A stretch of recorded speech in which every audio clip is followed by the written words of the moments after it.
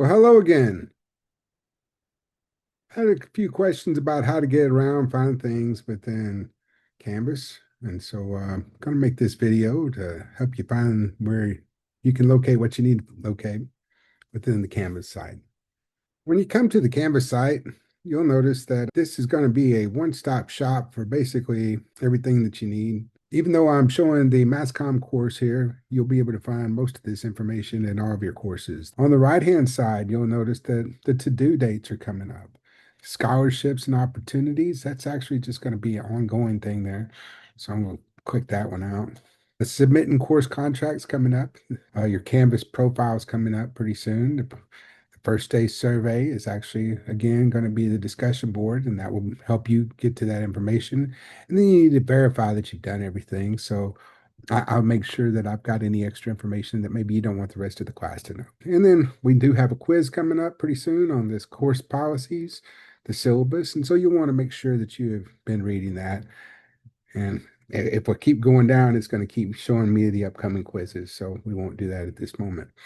Here at the front page does give you a course description, a little bit of course information. I teach all my classes through a hybrid.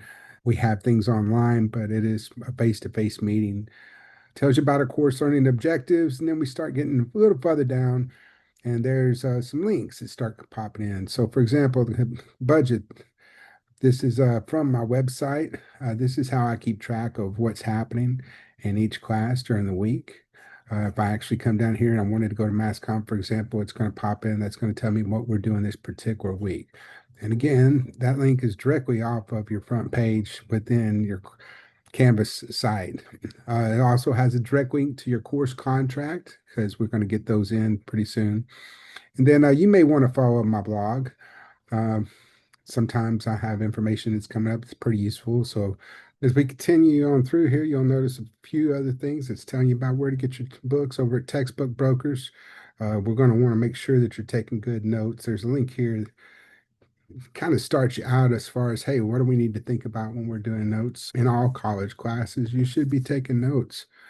If you're not taking notes, then you're not preparing for the exams that are coming up.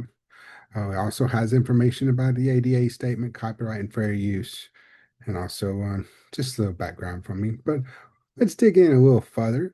If I look to people, this is going to end up showing me again people who are in the course at the moment, the announcements, uh, telling you about scholarships at the moment, hangout hours. This is when I can meet you one-on-one during the semester, if that will be helpful. The packed, and then why did I do attendance the way I do? Simple syllabus. This is what goes to the university. In the simple syllabus, you end up having general information about the course, me, that shows you the textbooks that are required, the program learning outcomes, the course learning outcomes, the course objectives, the evaluation, especially how much is everything going to be worth.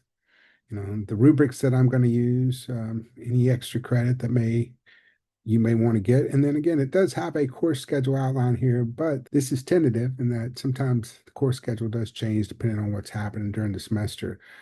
Then I go into course policies and what I'm expecting out of you and what you can expect out of me, especially how I handle different things.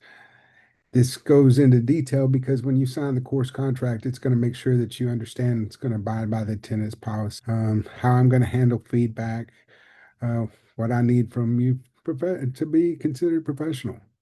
And then going into the university policies, the academic integrity, again, this is more details about what the university expects, how the university handles active shooters, children in class. If, by the way, you do have a child that you need to bring to class, I realize the university says that they don't typically agree with that. I've had children in my class before, so I don't want to keep you from coming to class. If you need to bring it, come and talk with me.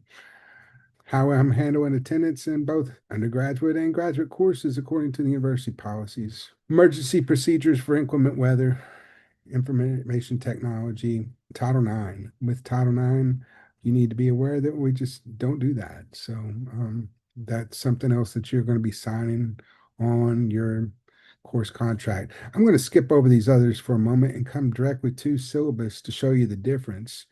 Now, again, the course syllabus is in simple syllabus, but this is really all the notes that I end up using to teach from. I end up putting this into every class. This is, you'll see, going directly to my website. I'll open these up the day or the week that we begin to speak about them.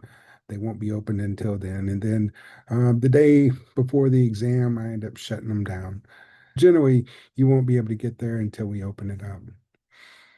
This does come back in again, the course contract, the different grading rubrics, the essay paper format, and then employment opportunities. And then in yet a second place gives you a course summary as far as the due dates of things. So hopefully this is going to help you get around a little better.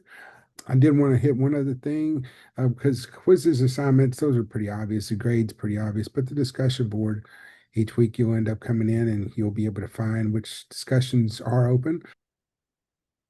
I do hope that you have found this very helpful. And if you have additional questions, please let me know.